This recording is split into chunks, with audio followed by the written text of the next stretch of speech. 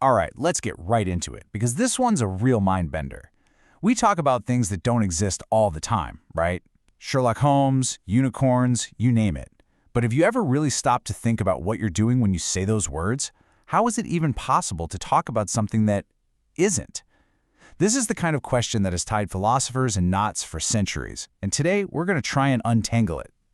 It all kicks off with a puzzle that seems almost childishly simple, but trust me, it gets deep fast. Just look at this sentence. Ronald McDonald does not exist. Now, we all know that's true, but think about it. For that sentence to be about Ronald McDonald, doesn't there have to be a Ronald McDonald for it to be about? If he's literally nothing, then what are we even talking about?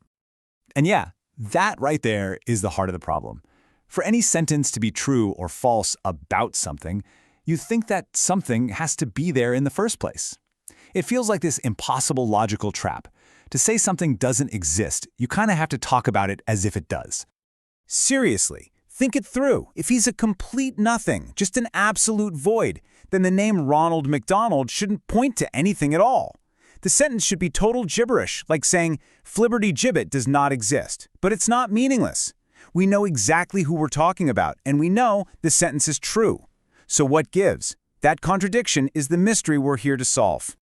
Okay, so enter our first protagonist, the Austrian philosopher Alexius Meinong. Around the turn of the 20th century, he looked at this puzzle and came up with a solution that was, well, as brilliant as it was bizarre.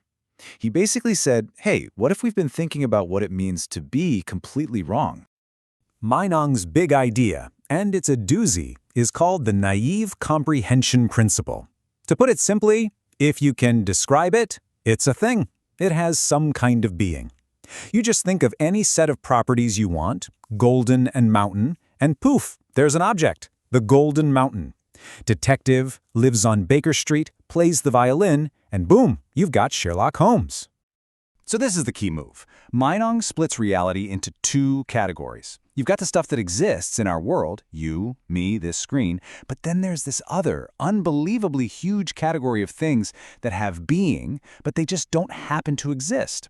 The round square, the current king of France, Pegasus, they are all perfectly legitimate objects we can think and talk about. They just lack that one specific property of existence. So for Meinong, saying Ronald McDonald does not exist is a totally true statement about a real, non-existent object. Problem solved. Or is it?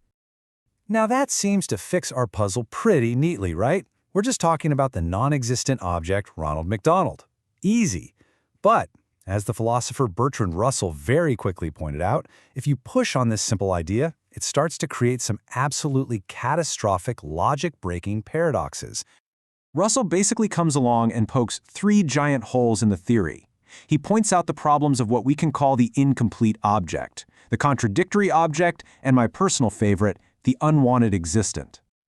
So first up, the incomplete object. Let's use Meinong's principle to create an object with just one single property, is a singer. That's it, nothing else. But wait a second. By defining it that way, we've actually given it a second property, haven't we? The property of having exactly one property. So our object that's supposed to have only one property now has two. Its very definition contradicts itself. For logic, that's a huge problem. The next problem? It's even worse. Meinong's rule says we can make an object from any set of properties. So what about round and square? That gives us the object, the round square. But to be a square means you have corners, which means you are not round. So this one object is both round and not round at the exact same time. It shatters the most fundamental rule of logic, the principle of non-contradiction. And that brings us to Russell's knockout punch. If exists is just another property we can play with, let's just bundle it in with some others. Let's imagine an object with three properties: is a horse, is winged, and exists. According to Meinong's principle, an object called the existent winged horse must have all those properties, which means it has to exist. We've just used logic to bootstrap a creature into reality, which is, completely absurd.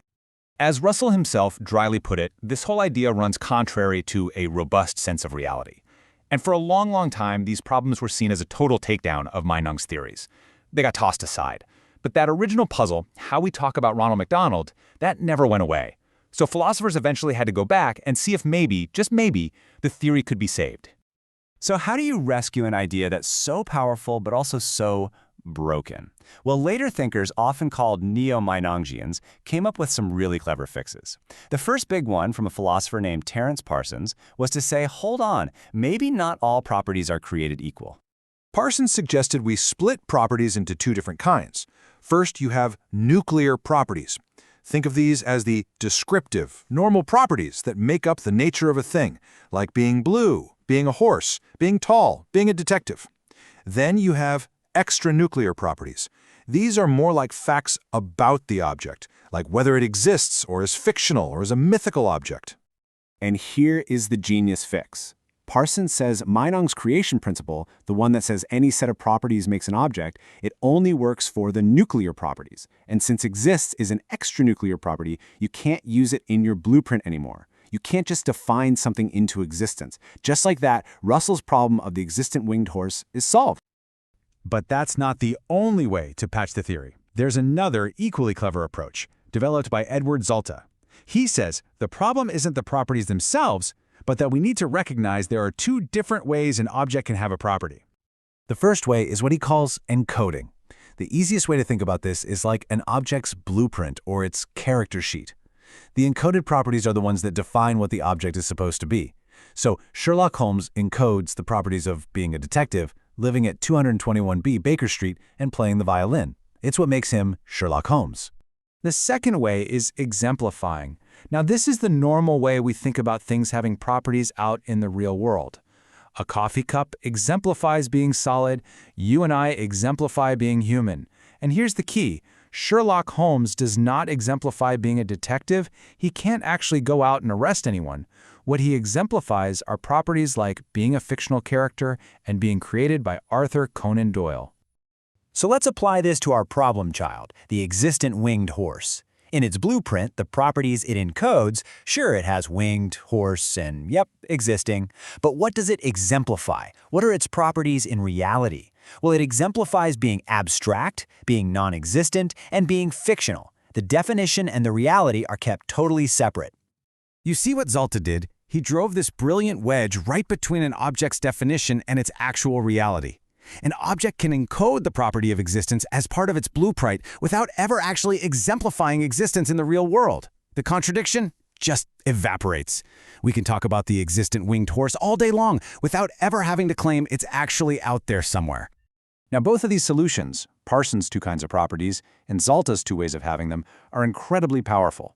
They let us talk logically about things that don't exist, and they manage to dodge Russell's paradoxes. But this logical and linguistic tidiness comes at a pretty steep price. On the plus side, we get this wonderful simplicity. Our language just works the way it feels like it should. We can say Sherlock Holmes is a detective, and it's true. But the price we pay is metaphysical. Our reality, the sum total of everything, suddenly gets crowded. It's not just filled with what exists. It's flooded with a literally infinite number of abstract, non-existent objects. This quote really just nails the trade-off.